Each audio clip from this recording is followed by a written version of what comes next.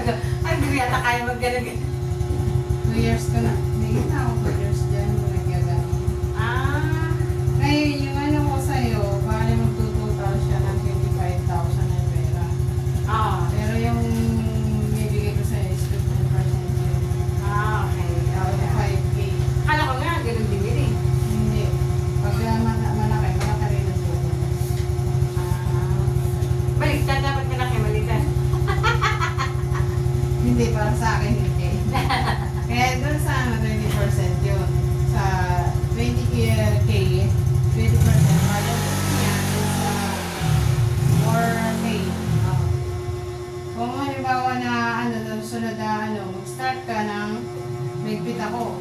Pagdating sa due date, kung hindi ka makapagbayad ng kapital, Tutubuan ko lang, may babalik ko yan for the next, siguro. Basta pagka hindi ko ito. hindi, pag halimbawa naman na hindi mo siya maibigay siya ng yung kapital, pwede ka naman magtubo. Tubo, oo. Oo, tubo-tubo. Ngayon, pag hindi mo kaya talaga magano ng ibuo mo yung 20K, pwede mo installment. Bawat bawat tubo mo, Magbawas. magbabawas ka. Para hindi mabigat na sa'yo sa Kaya susunod. nga. Ngayon, yung sinasabi mo na another 10,000, kukunin mo yon. Parang, Kailan yun? parang ngayong buwan na to, may kasi reserve na yun na 40K. Ah, Mga magre-renew yun. Kaya itong sa'yo, siningit ko lang siya. mhm. Kumbaga, yung pera ko na ibinigay sa'yo talaga, siningit ko siya dito sa aking mga patubo na. Kasi hindi sila nagbabayad ng nag-installment lang din sila sa katubo. Ganun ang nila. Ngayon, yung halimbawa na kagaya mo, yung kumbaga, ka, tapos malaki pa. Kumbaga, nangutang ka sa akin is malaki. Kumbaga, hindi siya talaga pasok dun sa limit ko sa isang buwan. Ang limit ko lang kasi is 30K sa isang buwan. Kung halimbawa may mga mangungutang man. Yung mga kasi ng mga decrease, mga nagre-renew rin sa akin yun.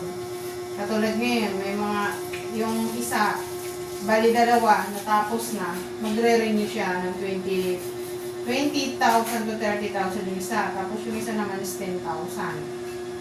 Kaya kumbaga, yung limit ko lang talaga is 30K. Doon sa mga nagre-renew, yung mga kagaya sa'yo, biglaan, tapos malaki pa.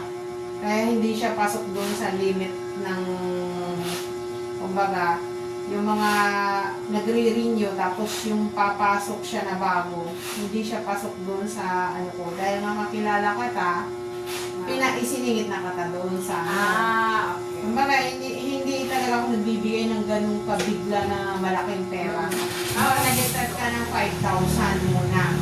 Mga ganun ako eh. Tapos ngayon, dahil nga kilala ka, binigyan ka ng 25,000. Kumbaga, isiningit kita dito sa ko. Yung mga pautang ko kasi is sila din nagre-renew. Kumbaga, may mga natatapos, nagre-renew sila. Sasabihin na, Madam, baka susunod pag natapos ako, magre-renew ako ng 10,000. Ganun. Tapos nagano na sila, dyan na muna yung pera ko, tatapusin ko lang. Tapos pag nangailangan ko, kailangan nandyan yung pera na yung pinareserve ko sa'yo. May isang ganun. Tapos malaki din, 30K din. Kaya yung sa'yo ngayon, hindi ko siya masusure. Itong na to, kasi may nakaano na talaga siya, naka-pex. Kumbaga, pasok na siya doon sa kong susunod na buwan. August na siya. Kung halimbawa man may papasok na nakapila na siya ng August. Ganun ang ko. Ngayon, ang magiging mo, kung hindi mo may babalik yung kapital, mag-start ka siya ng tubo ng August 10. Tapos yung isa mo naman is yung 5,000 is August 5. Ano bang date ngayon? 10 ngayon. Kumbaga hindi siya magkasabay. Pero nagre-remind naman ako eh. Maaga pa lang nagre-remind ako. Tapos at saka kailangan ang pagtubo, naniningil ako ng umaga. Hanggang hapon yan. Nakabantay ako doon sa mga halimbawa, i-update kita na may due date ka ngayong halimbawa, ngayong 5. umaga pa lang nag-update na ako dyan. Tapos yung tubo, kukunin ko na. Kasi may nakaano siya, may nakasalang siya na magre-release. Oo nga, tama naman. Oo. Sa umaga kasi sa hapon, binibigay ko yung pera. Okay nga, okay nga yung gano'n. At least, Nagpapera yung pera ba, hindi na po pondo. Oo. Umiikot pa rin. Umiikot yung pera. Correct. Kumbaga yung tubo, tumutubo siya doon sa mga nagre-renew at saka yung mga bago kagaya sa'yo. Ganon umiikot yung pautang ko. Oo, mas maganda nga yun. At least hindi na po pondo. Ngayon, hindi ko na kukunin yung sinasabi mong collateral na ano. Sige. Pero may pirma ka dito na na-receive mo yung ano, na 20,000. Okay. Ganun ang ano na ko. Kaya, kinukuha ko talaga information about sa mga nangungutang ko. Para kapag halimbawa, ina-update ko sa umaga yung due date, para pag ano, katulad yan, may due date ka ng ganito, tapos, doon tayo magpupunta kasi umaga pa lang naninil talaga ako pag hindi ka nagbabayad ng kapital. Doon ka sa tubo, dito, receive mo siya dito. Okay naman yung gagawin mong gano'n. Okay, At kasi least hindi na po pondo yung ano. umiikot kasi yung pera ko. Kaya nga. Kumbaga, may mga nagamit dito, lalo na pautang ko dito sa Borland, halos lahat dito sa Borland na hawak ko na. Malakayan yung iba, yun nga, nag-ano na rin ako ng collateral na ano, pag malakayan na talaga. Kumbaga, yung ORCR, gano'n, kailangan naka-update yung insurance. Kapag mukha ko ng ORCR, kailangan update yung insurance. Gano'n ang policy. Ay, magre-renew pala ako ng sasakyan. Kaparehistry ko pala ng August. Sakto.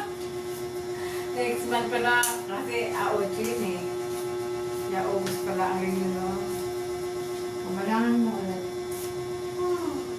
Dapat nga, nag-iisip na ako, hindi. Sabi ko, parang hindi ko na kaya mabigyan yung si Maylin eh. Dahil kasi tinext mo ako, chinat mo ako, sabi niyo mo sa akin, need mo, pangdigdig doon sa capital sa ano. Sabi ko, ano ba yan? Sabi ko, parang sige na nga.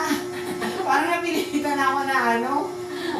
Kasi hindi, kumbaga next month, pwede kitang bigyan. Kasi wala nang kumbaga, wala nang nakapila next month. Pero yung buwan na ito talaga, kumbaga sa ano na siya sa limit ko. Yung dalawang tao na yun, malalaki ang naka-reserve sa akin. Halos 40k ang naka-reserve sa dalawang tao lang. May kasi may tinutubo eh. Pero sa akin nga lang, ay ito si Ate Gay nag-manding sa akin. Dapat last month pa niya may ibigay. Sino yun? Ito si Ate Gay, sa pinakadulo. Hindi ko mga kilala Oo, di ba nga si Bertie? Hindi ka kasi naglalabas. Oo. Alos magdadalawang buwan na. Eh, sabi ko, siyempre ko, kakilala siya nag-deliver sa akin ng gasol. Sabi ko, sige, kahit mandaanan lang ang tubo niyan. Eh, isang buwan lang naman. Eh, mabot ang 2 buwan. Hindi ko kilala yung mga yun. Hindi ka kasi nga. Yung pinakadulo, eh, ngayon tinetext ko nga, wala pa rin padalang asawa. Patuloy, hindi ba sana ko kailangan umutang. Eh, pero talaga ako sa bangko. Ay, ayaw ko lang galawin. Nakikita na asawa ko ginagalaw ko yung pera. Oo. Ayaw niya na ginagalaw. Oo. Ayaw niya nang binabawasan ko. Kaya ako na gumagawa ng diskarte ko. Tsaka yung mga pautang kong iba na hindi niya alam. Oo, may mga pautang. Basta ganun ang usapan natin dyan sa pera na inutang mo ngayon. Ngayon kung hindi mo may babalik next month, yung 20,000 na yan, at saka yung 5,000, pwede mo i-tubo. Tutubo lang. Saka nakamunitor ako pagdating sa tubo, maaga pa lang talaga nagre-remind na ako, naniningin na ako. Kasi may siya sa hapon, may naka-renew. Kumbaga may sasara na sa pera na yun. Iniipon ko yung pera na yun kapag halimbawa mga due date, mga due date sa tubo, lalo na kung mga magtutubo lang. Dahil may mga